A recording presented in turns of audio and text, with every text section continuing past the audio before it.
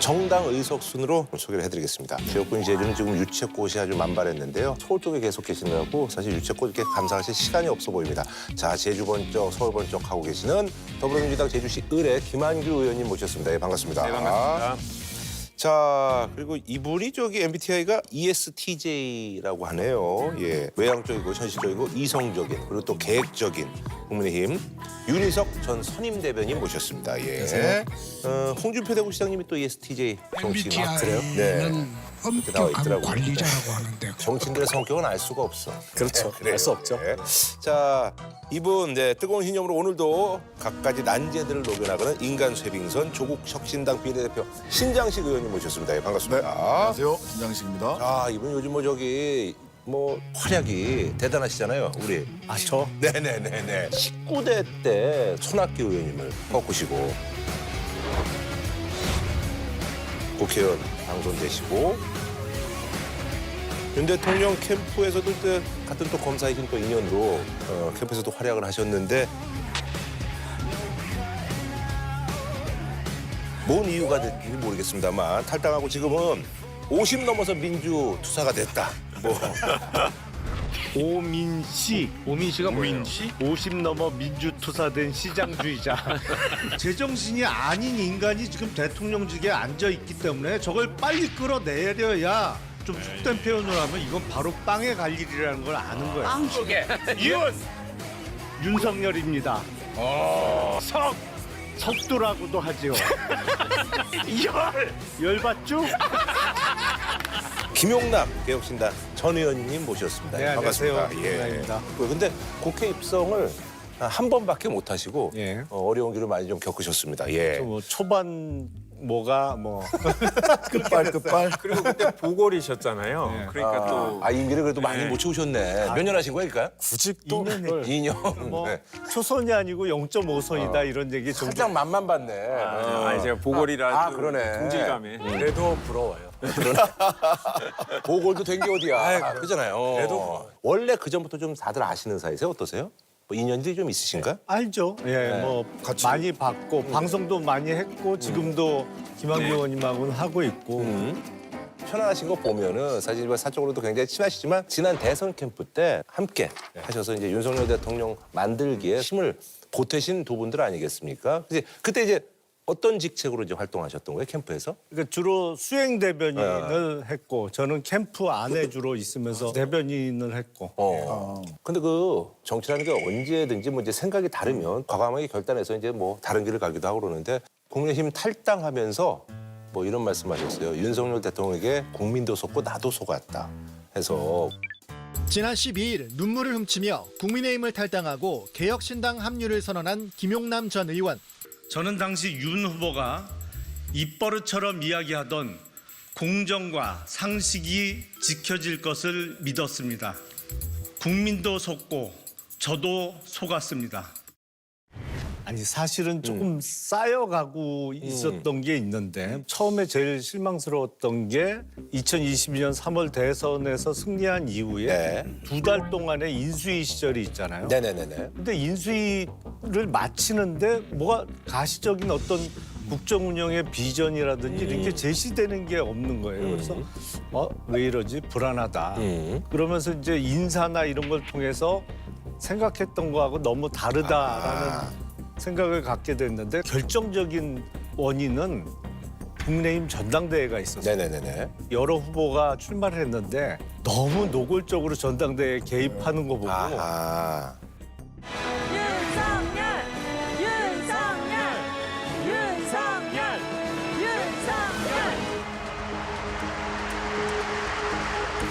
윤석열! 이거는 기본적으로 민주주의에 대한 근본적인 개념이 없구나. 그러면서 제일 많이 그때 실망을 했었죠. 근데 사실 윤석열 대통령은 그 전부터 인연이 검사라는 어떤 같이 예전에 이제 근무했을 때는 선배 검사 윤석열을 뭐 어떻게 좀 보셨는지. 윤석열 대통령하고 저하고는 사법연수원 기수로는 1년 차예요. 그러니까 연수원 때부터 봤죠. 그럼 뭐. 예. 네. 그 이후에 검사로 같은 청에 근무한 적도 있는데 그때 검사 윤석열은 한 번 보면 잊어먹기 어려운. 왜냐하면 일단 외형부터 눈에 많이 띄고 거침이 없어요. 말하는 거나 같이 점심을 먹거나 이렇게 자리를 하다 보면 거의 대화의 점유율이 한 95% 정도. 그때부터 5%요. 오. 그래서 한 번 이렇게 만나면 다른 사람 어느 누구도 잊어버리기가 상당히 힘든 아하. 그런 캐릭터. 예, 그리고 뭐 그때는 뭐랄까요, 거침없이 수사도 하고 실적도 그래서 많이 내고 그랬었죠. 아. 근데 그때 권성동 지금 원내대표도 같이 근무하셨잖아요. 그때 광주지검에서 그때는 권성동 부장이었고 윤석열 검사하고 저는 평검사였고. 아, 그래요. 그러니까 권성동 의원은 그렇게 해갖고 친윤으로 아주 이렇게 가깝게 지내시고 좋은 자리도 가시는데 그때 혹시 뭐 잘못 보이신 건 아닌가요? 그때는 비슷비슷했죠. 물론 1년 차이는 나지만 물론 연배나 이런 건 많이 형님이지만 검사 경력으로는 뭐 1년 차인데요. 어떻게든지 좀 얘기를 끌어내려고 했는데. 잘 안 되네. 그래요, 예. 사실 근데 농담처럼 했던 말 때문에 그때 굉장히 고통을 받으셨어요. 어떤 그 거요? 왕자 쓰고 나왔을 때. 아, 예, 예. 그래서 사실 농담으로 아유 손끝 중심으로 씻었겠죠라고 얘기를 하셨는데 저는 이제 농담처럼 그냥 그렇게 알아들었거든요. 방어하기 어려우니까. 근데 그걸 마치 진지하게 한 것처럼 언론에 이렇게 회자가 되는 바람에 굉장히 고통을 받으셨어요. 손바닥에 왕 써가지고 나와가지고 뭐 그 변명을 이래 하고 저래 하다가 하니까 거짓말을 커리 해가 되냐. 왜 대선 토론회를 이거 시화화시키고 저질화시키고 이 얘기는 제가 해야 돼요. 제가 수행대변이잖아요. 네네네. 공항에서 어디로 가야 되는데 제가 혼이 났어요. 저는 그 얘기를 한 사람이 아닌데 이렇게 손가락만 씻었다 뭐 이 얘기였거든요.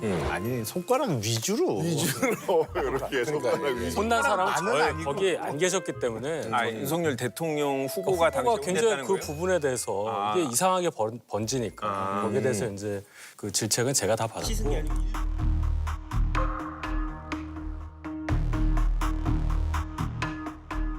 캠프의 효율적인 대응을 위해서 일부 역할이 조정이 됐습니다.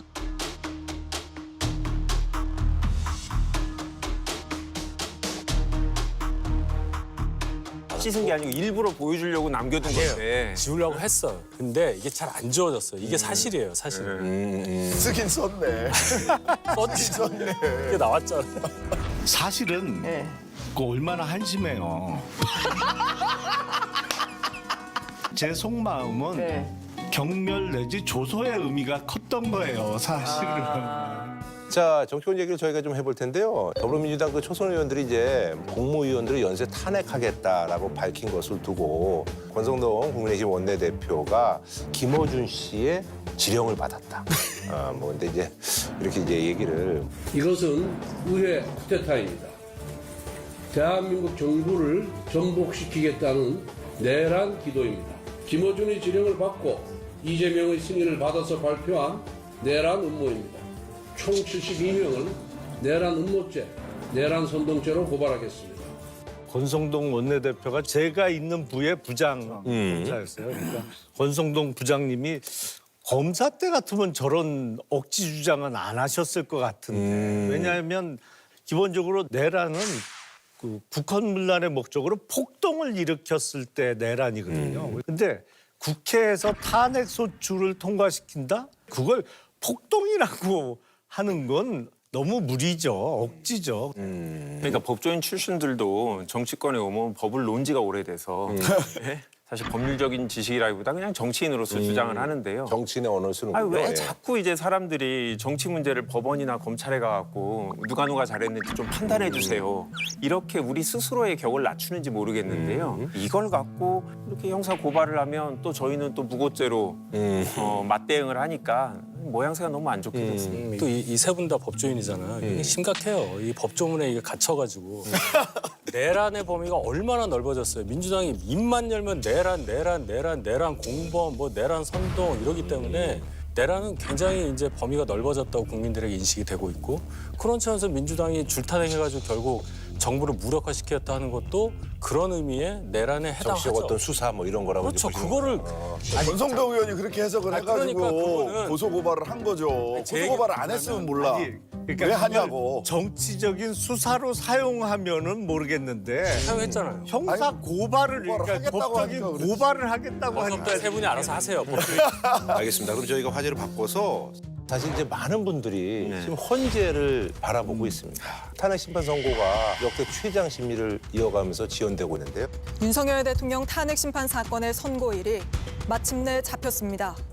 4월 4일 오전 11시입니다.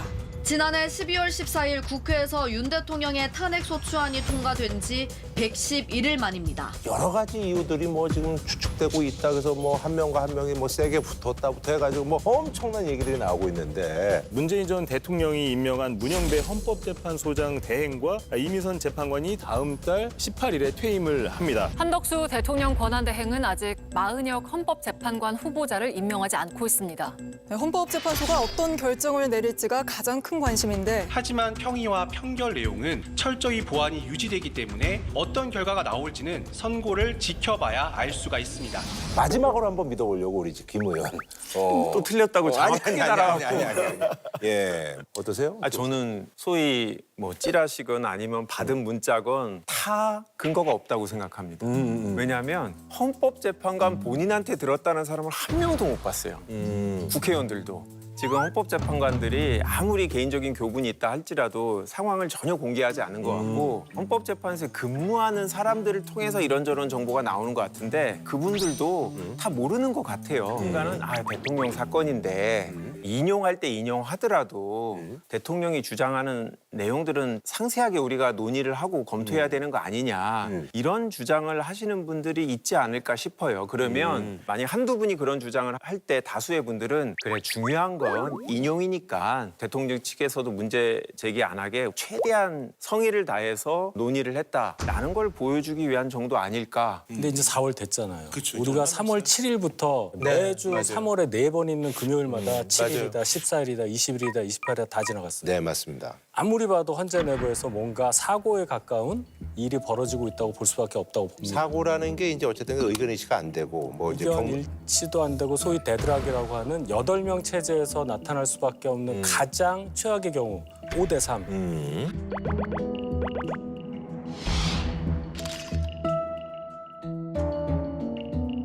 한 명이 원래는 들어왔어야 하는데 그 사람의 의견에 따라서 인용이냐 기각이냐 결정될 수밖에 없는데 임명이 안 되고 있는 상황. 그 8명에서 최악의 5대 3.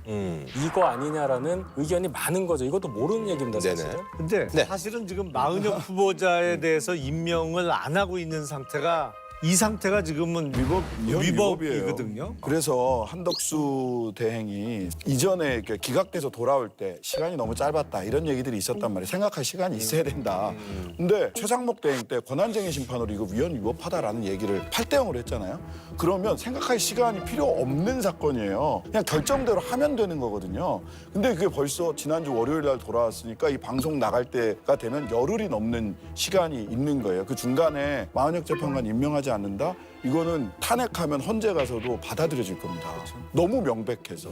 그래서 저는 임명하지 않는다. 그러면은 탄핵 소추 해야 된다고 봅니다. 근데 왜 임명 안 하는 거예요? 여당이 도대체? 혹시 아시나 해갖고. 저희는 안 만나주시더라고요. 아니 야당에서 자초한 일이니까 제가 그것부터 짚고 넘어가야죠. 작년 10월 17일에 재판관 3명 임기 만료됐을 때 미리 준비했었어야죠. 계엄될 줄 알았나? 이 얘기하시면 안 됩니다. 헌법기관을 구성하는 데 있어서 정파적인 요소를 넣어서 한 명 한 명에다 한 명을 여야 합의로 가는 거를 굳이 우리 의석수 많으니까 우리가 2명 다 가자고 하면서 임명 안 되다가 6명 체제로 갔다가 이렇게 된 거 아니에요. 그때 3명 합의했잖아요. 그러니까 제 얘기는 뭐냐면